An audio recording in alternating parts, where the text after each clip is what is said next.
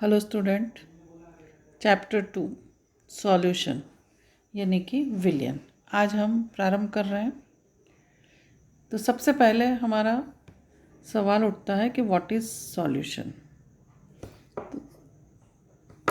तो सॉल्यूशन के लिए डेफिनेशन देखते हैं हम। Basic definitions: solution, homogeneous mixture, solute यानी substance that is dissolved, solvent, substance that contains the solute in a solution.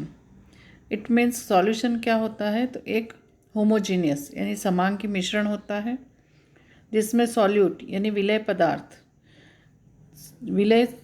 पदार्थ यानी कि जो डिसॉल्व होता है यानी कि जो पदार्थ विलय होता है उसे हम क्या कहते हैं? सॉल्यूट। इसके बाद में आता है हमारा सॉल्वेंट यानी कि विलायक। तो substance that contains the solute in a solution, तो जिसमें पदार्थ मिलाया जाता है यानी कि सॉल्यूट पदार्थ यानी विलय पदार्थ जिसमें मिलाया जाता है वह भाग विलायक कहलाता है। Process of dissolving: molecules of the solvent pull apart the solute molecule and distributes them within the solvent. तो यहाँ पे जो डिसॉल्विंग प्रोसेस होता है यानी कि विलेयता की जो प्रक्रिया होती है वो क्या होती है?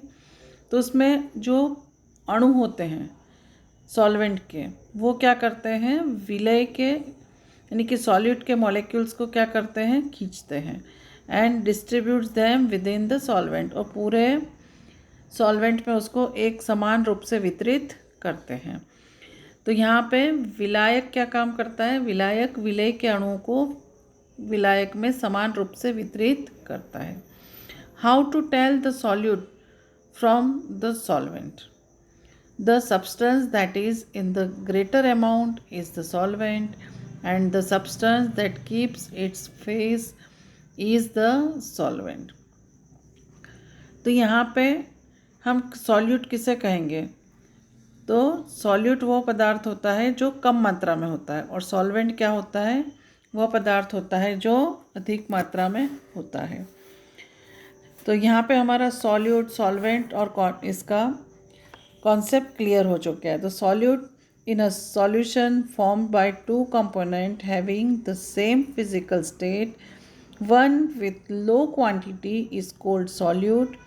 In a solution formed by two components having different physical states, component with physical state different from physical state of solution is called solute. इसी तरह से what is solvent?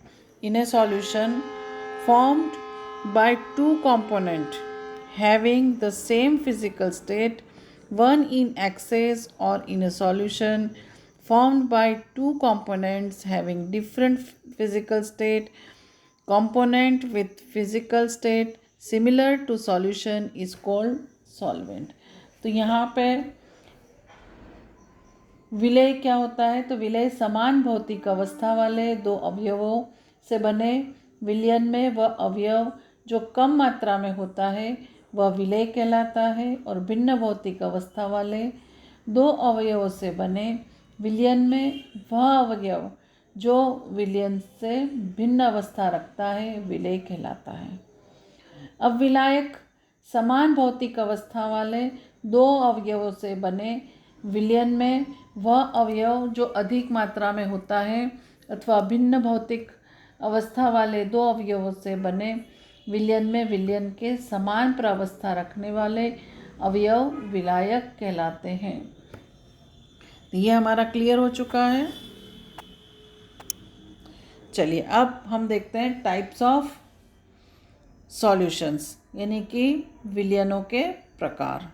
तो यहाँ पे हम स्टेट ऑफ सॉल्यूशन और state of solvent and state of solute, तो उसके एग्जाम्पल देखते हैं हम। तो जब यदि हम गैस विलायक में गैस विलय मिलाते हैं तो उसका उदाहरण क्या है? तो वो है हमारा एयर यानी कि वायु।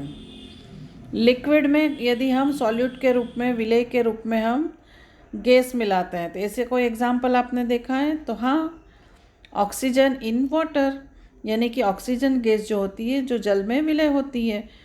तो एक ऑक्सीजन गैस है और जल क्या है? लिक्विड है, द्रव है।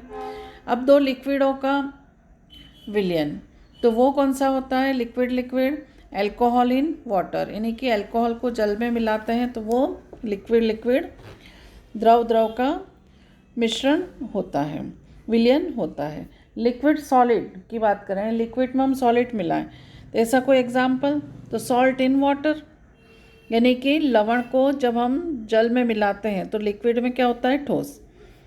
सॉलिड और गैस, तो अब ये चीज़ हम देखते हैं। तो सॉलिड का, यानी कि सॉलिड पर गैस कैसे मिलती है? तो हाइड्रोजन गैस होती है, वो पैलेडियम धातु के ऊपर प्रवाहित करते हैं तो पैलेडियम में वो अवशोषित हो जाती है। अब सॉलिड विलायक में हमारा जो विलय है वो कौन सा है? लिक्विड, यानी कि द्रव। तो इसका कोई एग्जाम्पल? तो इसका एग्जाम्पल है मर्क्यूरी इन सिल्वर। तो सिल्वर में जब मर्क्यूरी मिलाई जाती है, यानी कि पारा मिलाया जाता है चांदी में, तो वो क्या होता है? सॉलिड और लिक्विड। तो लिक्विड क्या है? मर्क्यूरी, यानी पारा कैसा होता है? लिक्विड होता है। और सिल्वर कैसा होती है धातु? वो ठोस होती है। चलिए, इसके बाद में सॉलिड सॉलिड, तो कोई भी मिश्र धातु एलॉयज जो होती है वो दो धातुओं मिलकर, दोनों धातुएं कैसी होती है? ठोस ठोस होती है, यानी कि सिल्वर इन गोल्ड, इसमें मिलाया जाता है तो ये इसका मिश्रण कहलाता है। चलिए, अब हमारा आगे का जो टॉपिक है, व्हाट कैन डिज़ोल्व, तो किसमें क्या घुलता है? In order for a solute to dissolve it must have similar intermolecular forces. तो सबसे पहली कंडीशन है कि सॉल्यूट को डिज़ोल्व होने के लिए, यानी कि विलय पदार्थ को घुलने के लिए क्या होना चाहिए? विलायक और विलय के अंतराण्विक आकर्षण बल समान होना चाहिए। Intermolecular forces have similar. Water is polar, तो has a positive and negative charge. तो वाटर कैसा है? हमारा पोलर है, यानी कि ध्रुवीय है। So it can dissolve polar and ionic compounds, इसीलिए वो किसको घोलता है? तो वो ध्रुवीय और आयनिक यौगिकों को घोलता है, आयनिक कंपाउंड्स को उसमें डिज़ोल्व करता है। तो salt NaCl is ionic, the positive and negative ions dissolve in water। तो यहाँ पे NaCl लेते हैं हम नमक, तो नमक में Na और Cl पॉजिटिव और नेगेटिव आयन होते हैं, वो क्या हो जाते हैं? जल में विलय हो जाते हैं। इसी तरह से शुगर हम लेते हैं, तो शुगर C12H22O11, ये कैसा है? पोलर है, यानी कि ध्रुवीय है, इसीलिए so water will dissolve it, यानी कि वह जल उसको घोल लेता है। ऑयल इज़ नॉन पोलर, अब हमारा तेल हम कोई भी लेते हैं वो कैसा होता है? अध्रुवीय, non polar. And the molecules are extremely large, और उसके मॉलिक्यूल्स कैसे होते हैं? बहुत ही बड़े होते हैं। This is why oil can not dissolve in water, और इसी कारण से जल जो ध्रुवीय होता है वो अध्रुवीय पदार्थ को नहीं डिज़ोल्व करता है, घोलता नहीं है। तो इस पे से हम क्या कह सकते हैं? लाइक डिज़ोल्व्स लाइक, यानी कि समान समान को घुलता है। तो ये बात हमारी क्लियर हो गई है, दो चीज़ें यहाँ पे, कि समान समान को घुलता है, then the it must have similar intermolecular forces between solute and solvent, यानी कि विलायक और विलय के अंतराण्विक आकर्षण बल कैसे होते हैं? समान होना चाहिए, और समान समान को घुलता है, यानी कि ध्रुवीय विलय ध्रुवीय विलायक में घुलता है, और दूसरे शब्दों में कहें हम तो पोलर डिज़ोल्व्स इन पोलर, तो समान समान में घुलता है। अब ये जो विलयता है हमारी, इसके लिए हम आगे चर्चा करते हैं हाउ टू इंक्रीज सॉल्युबिलिटी, यानी कि विलयता में वृद्धि हम कैसे कर सकते हैं, तो इसकी ही चर्चा करते हैं हम। तो सबसे पहले you can dissolve more of a solute in a set amount of solvent by doing the followings. तो हम क्या करके इसको अधिक मात्रा में विलय कर सकते हैं? तो इसके लिए first, increase the temperature. The space between the solvent particles expands, allowing more room for more solute. तो अब यहाँ पे सबसे पहली कंडीशन हम क्या कर सकते हैं विलेयता बढ़ाने के लिए? तो इसके लिए सबसे पहले हम उसको इंक्रीज़ द टेम्परेचर, हम क्या करेंगे? टेम्परेचर इंक्रीज़ करते हैं.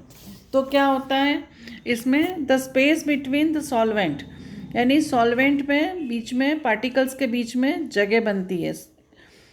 Space between the solvent particles expanded, तो पार्टिकल के बीच की जगह बढ़ती है और उसमें allowing more room for more solute, तो उसमें अधिक विलेय पदार्थ को जाने के लिए जगह बनती है.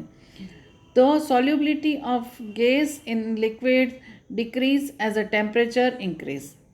तो यहाँ पे यदि हम गैस को डिज़ोल्व करते हैं तो गैस यदि लिक्विड में डिज़ोल्व होती है तो यहाँ पर हमारा टेम्परेचर इंक्रीज़ करने पर उनकी सॉल्युबिलिटी कैसी हो जाती है? डिक्रीज़ हो जाती है. तो ये चीज़ हमें याद रखना है यहाँ पे. चलिए नेक्स्ट, इंक्रीज प्रेशर. प्रेशर, दाब बढ़ाने पर क्या होता है? This forces the solute into the solvent. तो ये ओनली गैसेस के लिए होता है कि जब हम गैसेस के लिए फोर्स बढ़ाते हैं, प्रेशर बढ़ाते हैं, तो वो अधिक मात्रा में विलायक में, सॉल्वेंट में घुलता है. क्यों घुलता है? This forces the solute into the solvent. तो गैस में क्या होता है कि सॉल्यूट का जो प्रेशर होता है वो बढ़ता है. नेचर ऑफ सॉल्यूट, तो विलय की प्रकृति. Some chemicals can not dissolve under any circumstances, you may need to find a different solute. तो कई बार क्या होता है कि some chemicals can not dissolve, तो किसी भी परिस्थितियों में वो घुलते नहीं हैं, तो हमें you may need to find a different solute. तो इसके लिए हमें दूसरे विलय के ध्यान में रखना पड़ता है. चलिए, तो अब हमारा नेक्स्ट टॉपिक आता है surface. The surface of the solution is occupied by both solute and solvent molecules, which results in the reduction of the surface for the solvent molecules. As a result, the apparent number of solvent molecules escaping from the surface is reduced. This in turn reduces the vapor pressure. तो vapour pressure reduce कब होता है? तो सबसे पहले तो हम बात करें कि वेपर प्रेशर होता क्या है, इसकी हम चर्चा करेंगे सबसे पहले. तो वेपर प्रेशर, कई बार आपने देखा होगा कि हम क्या करते हैं, किसी चीज़ को गर्म करने के लिए रख देते हैं. तो गर्म करते हैं तो इसमें क्या होता है, उसकी भाप बनती है. और वो भाप क्या होती है, जब उसके ऊपर कोई ढक्कन नहीं होता है तो भाप उड़ कर के बाहर चली जाती है. लेकिन उसके ऊपर कोई ढक्कन लगा दिया जाए तो क्या होता है, वो जो भाप है वो वापस द्रव की सतह के ऊपर क्या करती है, एक प्रकार का दाब डालती है. उसको हम क्या कहते हैं? वेपर प्रेशर कहते हैं. तो वाष्प दाब क्या होता है, ये आप पूर्व के क्लासेस में पढ़ के आए हैं, तो ये आपको समझ में आ गया होगा इसमें कि वाष्प दाब क्या होता है. तो वाष्प दाब यानी कि भाप के द्वारा द्रव की सतह पर लगाया गया दाब वाष्प दाब कहलाता है. ये क्लियर हो गया है हमारा. तो यहाँ देखिए, प्योर सॉल्वेंट है, वो नीचे द्रव के ऊपर क्या लगा रहा है, दाब एक्सर्ट कर रहा है. तो जो भाप बनती है वो भाप द्रव की सतह के ऊपर जो जो प्रेशर एक्सर्ट करती है उसको हम क्या कहते हैं, वेपर प्रेशर कहते हैं. तो vapour pressure lowering, remember vapour pressure is caused by the tiny gas particles floating above a liquid. तो सबसे पहले हमें ये पता होना चाहिए कि वाष्प दाब क्या होता है। तो वाष्प दाब क्यों उत्पन्न होता है, तो वो टाइनी गैस पार्टिकल्स जो एक दूसरे के साथ बंधे हुए गैस के पार्टिकल होते हैं जो कि द्रव की सतह के ऊपर तैरते हैं, उसके कारण वाष्प दाब उत्पन्न होता है। When a solute is mixed, the solvent molecules are holding onto the solute, so they cannot escape into the gas phases. अब देखिए when solute is mixed, जब हम एक होता है, देखिए फर्स्ट फिगर में दिख रहा है वो क्या है, हमारा प्योर सॉल्वेंट है, यानी कि शुद्ध जल है मान लीजिए। अब इसमें हमने क्या करा है, when solute is mix, solute हम इसमें क्या कर रहे हैं, सेकंड चित्र में देखिए आप कि हमने ये पिंक कलर के सॉल्यूट के पार्टिकल दिखाई दे रहे हैं, यानी कि विलेय पदार्थ उसमें मिलाया है। The solvent molecules are holding on to the solute, तो सॉल्वेंट क्या करता है, उन सॉल्यूट मॉलिक्यूल्स को उसमें होल्ड करवाता है, यानी कि रखता है। So they can not escape into the gas phases, तो अब ये इसमें रहने के कारण क्या हो जाता है कि इनकी भाप कम मात्रा में उत्पन्न होती है, यानी कि गैस फेस में कम मात्रा में बनती है। So they can not except into the gas phases, तो उतने पार्टिकल्स क्या होते हैं, गैस फेस में परिवर्तित नहीं होते हैं। अब हम देखेंगे हमारा हेनरी का नियम। तो हेनरी का नियम समझना है हमें सबसे पहले, तो इसके लिए हेनरी का नियम क्या होता है ये देखते हैं हम। चलिए अब इसके लिए हम एक बात करते हैं, छोटा सा एग्जाम्पल लेते हैं कि जब हम कहीं सोडा वाटर यानी कि सोडा पीते हैं, तो सोडा पीते हैं उस समय क्या होता है, इसमें कई बार तो हमें टेस्ट बहुत अच्छा आता है और कई बार टेस्ट कम आता है। इसकी वजह क्या होती है हमारी, कई बार जो सॉल्यूशन होता है, नींबू का जो सॉल्यूशन होता है यानी कि द्रव बनाया हुआ था जिसमें नींबू रहता है, उसमें CO2 गैस मिलाई जाती है, और वो CO2 गैस की मात्रा जब कम होती है तब क्या होता है, तब उसमें गैस कम जाती है, यानी कि टेस्ट में फ़र्क आता है।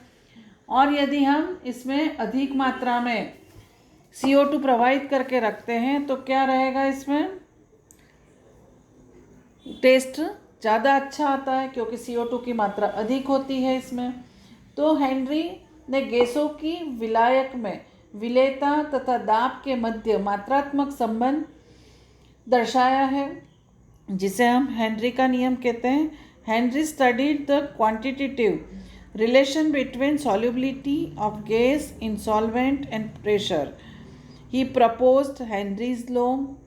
तो अब उन्होंने क्या किया है, किसके बीच में रिलेशन बताया है, ये गैसों की विलायक में विलेयता तथा दाब के मध्य मात्रात्मक संबंध को दर्शाया है। तो आप इसकी परिभाषा देखते हैं हम, तो इसकी डेफिनेशन क्या होती है, the mole fraction of the gas in a solution is directly proportional to partial pressure of the gas present over the gas, यानी कि the mass of a gas dissolved in a given volume of the liquid at constant temperature is directly proportional to the pressure of the gas present in equilibrium with the liquid, यानी कि स्थिर ताप पर किसी gas की द्रव में विलेयता gas के दाब के समानुपाती होती है, यानी कि हम दूसरे शब्दों में इसको कहें तो किसी विलयन में गैस के मोल अंश उस विलयन के ऊपर उपस्थित गैस के आंशिक दाब के समानुपाती होता है। तो यहाँ पे इसका गणितीय फॉर्मूला देखिए, m P proportionate to x, P proportionate to x का मतलब क्या हुआ यहाँ पे, दूसरे शब्दों में इसको m प्रोपोर्शनेट टू P भी दर्शाया है कई जगह, तो यहाँ पे प्री प्रोपोर्शनेट टू x, यानी कि mole fraction of the gas in a solution is directly proportional to the partial pressure. तो P क्या दर्शा रहा है हमें, पार्शियल प्रेशर, और x क्या दर्शा रहा है, मोल फ्रैक्शन ऑफ द गैस। चलिए अब इसमें प्रोपोर्शनेट हटाते हैं तो हम यहाँ पे क्या पुटअप करते हैं, के एच। तो यहाँ पे के एच क्या दर्शा रहा है, Henrys constant, and x is the mole fraction of the gas and P partial pressure of the gas. तो ये हमको हेनरी का नियम अच्छे से समझ में आ गया है। दूसरे कई जगह आपको m प्रोपोर्शनेट टू p भी मिलेगा और m इज इक्वल टू के एच इंटू पी। तो ये भी सही है, आप इसको भी सही मानेंगे क्योंकि वो दूसरी परिभाषा के अनुरूप है वो। तो हेनरी का नियम क्या होता है, ये एग्जाम में आपको पूछा जाता है, उसका गणितीय फार्मूला, मैथमेटिकल फार्मूला भी लिखना होता है। तो ये हमारा क्लियर हो जाता है यहाँ पे हेनरीज लॉ। चलिए अब हम देखते हैं राउल्ट्स लॉ। राउल्ट्स लॉ क्या होता है इसमें, तो राउल्ट ने अपना एक नियम दिया है, किसके लिए दिया है वो, तो राउल्ट ने यह नियम हमको वाष्प दाब के संबंध में दिया है। तो अब इसको देखते हैं हम। The vapour pressure of a pure solvent is decreased when a non volatile solute is dissolved in it, and the lowering of vapor pressure depends upon the concentration of the dissolved solute. Raoult, a French scientist, studied the vapor pressure of a large number of solutions. He gave an empirical relation concentrating the relative lowering of vapor pressure and the concentration of the solute in a solution. It is known as Raoult's law. According to Raoult's law, the vapor pressure of any solution containing a non-volatile solute in a volatile solvent is proportional to the mole fraction of the solvent in the solution. तो Raoult ने अपना जो नियम दिया है वो किसके लिए दिया है, तो जब किसी विलायक में कोई अवाष्पशील पदार्थ घुला जाता है तब विलायक के अणुओं के वाष्पित होने में अवरोध उत्पन्न करते हैं, जिससे उसका वाष्पदाब कम हो जाता है, और वाष्पदाब में यह अवनमन विलेय की सांद्रता पर निर्भर करता है। वाष्पदाब अवनमन तथा विलयन की सांद्रता के मध्य संबंध को राउल्ट ने एक नियम के रूप में दर्शाया, जिसे राउल्ट का नियम कहते हैं। तो राउल्ट के नियम के अनुसार क्या होता है, तो किसी दिए हुए ताप पर किसी अवाष्पशील विलय युक्त विलयन का वाष्पदाब उसमें विद्यमान विलायक के मोल अंश या मोल प्रभाज के समानुपाती होता है। यानी कि according to Raoult's law, the vapour pressure of any solution containing a non volatile solute in a volatile solvent is proportional to the mole fraction of the solvent in the solution. तो ये clear हो गया है हमारा। इसको हम फिर से समझ लेते हैं कि किसी दिए हुए ताप पर किसी अवाष्पशील विलय युक्त विलयन का वाष्पदाब उसमें विद्यमान विलायक के मोल अंश या मोल प्रभाज के समानुपाती होता है। अब इसका गणितीय फॉर्मूला क्या होगा, तो वेपर प्रेशर ऑफ सॉल्यूशन यानी कि PS सॉल्यूशन के लिए है इसलिए S, तो PS proportionate to mole fraction of solvent. तो पूरे विलयन का जो वाष्पदाब है वो किसके समानुपाती होता है, सॉल्वेंट यानी विलायक के मोल प्रभाज के। तो विलायक को हमेशा ज़्यादा क्वांटिटी में होता है तो उसको 1 नंबर दिया जाता है और विलय को सॉल्यूट को 2 नंबर दिया जाता है। तो PS प्रोपोर्शनेट टू X1, तो PS इज इक्वल टू, यहाँ पे हम समानुपाती स्थिरांक रखते हैं P0, is equal to P0 into X1। तो ये हमको क्लियर हो गया है कि यहाँ पे कि PX क्या है, हमारा PS क्या है, PS है विलयन का वाष्पदाब, P0 है शुद्ध विलायक का वाष्पदाब, और X1 क्या है, विलायक के मोल प्रभाज होते हैं। तो इसको हम ग्राफ के माध्यम से भी समझते हैं।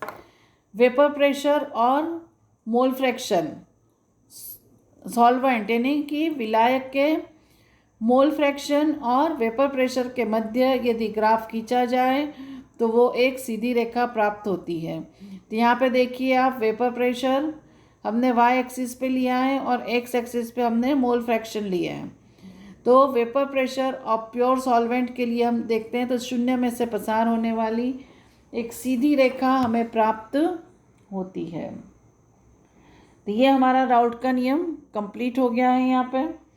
चलिए अब नेक्स्ट देखते हैं हम ideal and non ideal solution, यानी कि आदर्श और अनादर्श विलयन किसको कहते हैं हम। तो ये भी बहुत अच्छा इंटरेस्टिंग है हमारे लिए टॉपिक। तो आदर्श और अनादर्श की जब बात करते हैं हम, तो जो विलयन सबसे पहले आदर्श यानी ideal solution, a solution is said to be ideal if it strictly obeys Raoult's law at all concentration and temperature. तो वे विलयन जो सभी परिस्थितियों में ताप और सांद्रता की सभी परिस्थितियों में राउल्ट के नियम का पालन करते हैं, तो उसे हम आदर्श विलयन कहते हैं। तो आदर्श विलयन के उदाहरण कौन से हैं? तो बेंजीन एंड टॉल्यूइन, दूसरा एन-हेक्सेन एंड एन-हेप्टेन, इनका जो मिश्रण होता है वो आइडल सॉल्यूशन यानी कि आदर्श विलयन कहलाता है। और नॉन आइडल सॉल्यूशन यानी कि solutions which follows to fulfill the characteristic of an ideal solution are known as non-ideal solutions. तो solutions which fails, तो non-ideal solution क्या होते हैं? which fails to fulfill the characteristic of ideal solutions, or in other words they cannot strictly obey Raoult's law at all concentration and temperature are non as non ideal solution. अनादर्श विलयन क्या होते हैं? जो किसी भी कंडीशन में Raoult के नियम का पालन नहीं करते हैं, या तो वे विलयन जो कि ताप और दाब की विभिन्न कंडीशनों में आदर्श विलयन के गुण नहीं दर्शाता है, उसे हम क्या कहते हैं? अनादर्श विलयन कहते हैं। अनादर्श विलयन का उदाहरण क्या होता है? Ethanol and water, second HNO3 and water. Ethanol और जल का विलयन और HNO3 नाइट्रिक अम्ल और जल का विलयन, वो क्या कहलाता है? अनादर्श विलयन कहलाता है। तो अनादर्श विलयन की कंडीशंस हमें पता है कि अनादर्श विलयन क्या होता है? जो राउल्ट के नियम का पालन नहीं करता है। तो राउल्ट का नियम क्या था हमारा? P प्रोपोर्शनेट टू X1, तो PS is equal to P0 X है। तो अब क्या होगा? ये इज इक्वल टू रहेगा आइडल में, और नॉन आइडल यानी कि पालन नहीं करता है, तो उसके लिए क्या रहेगा? Is not equal to sign आ जाएगा बीच में, तो PS is not equal to P0 into X है। चलिए comparison between ideal and non ideal solution. Ideal solution यानी आदर्श विलयन, नॉन आइडल यानी कि अनादर्श विलयन। The forces of interaction in the solution are the same as in the pure component, that's AB interaction are same as AA and BB interaction। तो यहाँ पे देखिए A विलय और B विलायक, तो इनके जो इंटरमोलिकुलर फोर्सेस होते हैं वो कैसे होते हैं? समान होते हैं। किस कंडीशन में? तो ए बी यानी कि क्या बना? ये ए और बी क्या बन गया हमारा? विलयन, क्योंकि ए क्या था हमारा? विलय, और बी क्या था हमारा? विलायक। तो इसमें से ए और बी कंबाइंड होते हैं, तो इनमें भी वही इंटरमोलिकुलर फोर्सेस पाए जाएंगे जो ए और बी में उपस्थित होते हैं।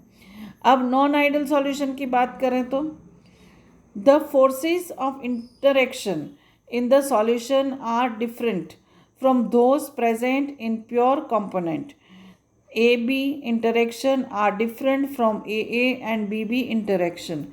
तो जो अंतराण्विक आकर्षण बल होते हैं विलयन के, वो अलग होते हैं। किससे? AA और BB में जो अंतराण्विक आकर्षण बल होते हैं वो AB में नहीं होते हैं, वो उनसे डिफरेंट होते हैं। दूसरी कंडीशन हम देखें तो delta V mixing is equal to 0 and delta H mixing is 0। कब? वो जब आदर्श विलयन होते हैं, आइडल विलयन होते हैं, उनके लिए डेल्टा V मिक्सिंग और डेल्टा H मिक्सिंग का मान कैसा होता है? 0 होता है। लेकिन नॉन आइडल यानी कि अनादर्श विलयन में delta V mixing is not equal to 0 and delta H mixing is not equal to 0, यानी कि इनके मान 0 नहीं होते हैं। तीसरी कंडीशन जो मैंने बताई थी आपको, PA is equal to P0A into x है और PB इज इक्वल टू क्या होगा? PB is equal to P0B into XB। 0B किसके लिए और 0A किसके लिए हैं? सॉल्वेंट के लिए, विलायक के, शुद्ध विलायक के लिए। तो जब आदर्श विलयन होता है तो उसमें ये मात्रा समान होती है। PA is equal to P0A x से होता है और PB is equal to P0B into XB होता है। लेकिन अनादर्श विलयन में ये मान इज नॉट इक्वल टू हो जाता है, यानी कि PA is not equal to P0A into x है and PB is not equal to P0B into XB। तो यहाँ हमारा आदर्श और अनादर्श विलयन क्या होता है ये क्लियर हो चुका है अच्छे से। चलिए अब इसमें जब अनादर्श विलयन होते हैं तो उसमें या तो धनात्मक विचलन होता है या तो ऋणात्मक विचलन होता है, यानी कि पॉजिटिव डेविएशन होता है या तो नेगेटिव डेविएशन होता है।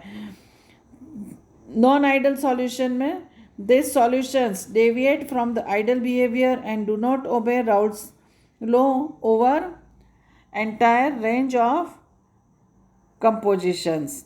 तो यहाँ पे नॉन आइडल यानी कि अनादर्श जो विलयन होते हैं वो राउल्ट के नियम का पालन नहीं करते हैं, उनमें उसमें विचलन, राउल्ट के नियम की अपेक्षा उसमें विचलन होता है। और वो विचलन कैसा हो सकता है? वो विचलन या तो धनात्मक होता है यानी कि पॉजिटिव डेविएशन होगा या नेगेटिव डेविएशन होगा। तो इसमें देखिए आप फर्स्ट ग्राफ में मैंने बताया आइडल कंडीशन के लिए स्ट्रेट लाइन है जो दिख रही है और ऊपर की तरफ जो कर्व दिखाई दे रहे हैं वो किसके लिए हैं? पॉजिटिव यानी धनात्मक विचलन के लिए कर्व है।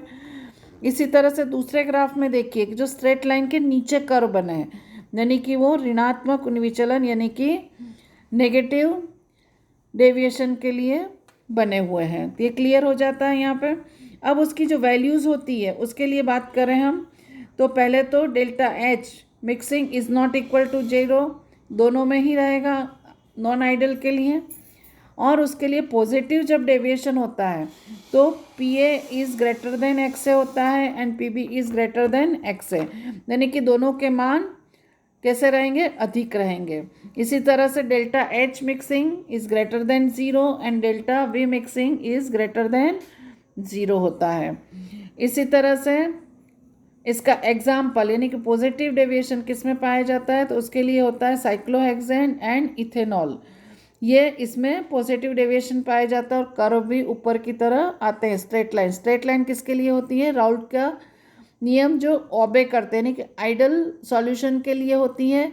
और ऊपर जो कर्व के रूप में बने हुए हैं जो पर्पल कलर के दिखाई दे रहे हैं, ग्रीन रेखाएं हैं, हरी रेखाएं जो है स्ट्रेट लाइन है वो आदर्श विलयन के लिए है और ऊपर के कर्व नॉन आइडल सॉल्यूशन के लिए होते हैं। पॉजिटिव डेविएशन वाला जो एग्जाम्पल है वो है साइक्लोहेक्सेन एंड इथेनॉल। चलिए नेक्स्ट वाला नेगेटिव डेविएशन जिसमें दिखाई देता है उसमें ग्रीन लाइन आइडल सॉल्यूशन के लिए है एंड पर्पल लाइन किसके लिए है? नेगेटिव डेविएशन वाले नॉन आइडल सॉल्यूशन के लिए। तो इसके लिए मान क्या आएगा हमारा? PA is greater than XA and PB is greater than XB। तो यहाँ पे DH यानी कि delta H is less than 0 and delta V mixing is less than 0 रहेगा, यानी कि ये मानों में हमारा फ़र्क आता है। तो ये क्वेश्चन भी आपको पूछा जाता है धनात्मक विचलन और ऋणात्मक विचलन क्या है समझाइए। तो ग्राफ बनाना अनिवार्य है इसमें और इसकी वैल्यूज़ रखना कंपलसरी है। तो आज हम हमारा वीडियो यहीं पे विराम देते हैं। तो आज हमने बहुत सारी चीज़ें पढ़ ली है, इसमें वेपर प्रेशर पढ़ लिया है हमने, इसमें हेनरीज लॉ पढ़ लिया है, राउल्ट्स लॉ पढ़ लिया है हमने आज, फिर ideal and non ideal solution, then difference between non-ideal and ideal solution, and for negative deviation and positive deviation for non ideal solution, यानी कि अनादर्श विलयनों के लिए धनात्मक विचलन एंड ऋणात्मक विचलन, ये भी हम पढ़ चुके हैं। तो ये सारी चीज़ें हमारी क्लियर हो गई है आज। चलिए।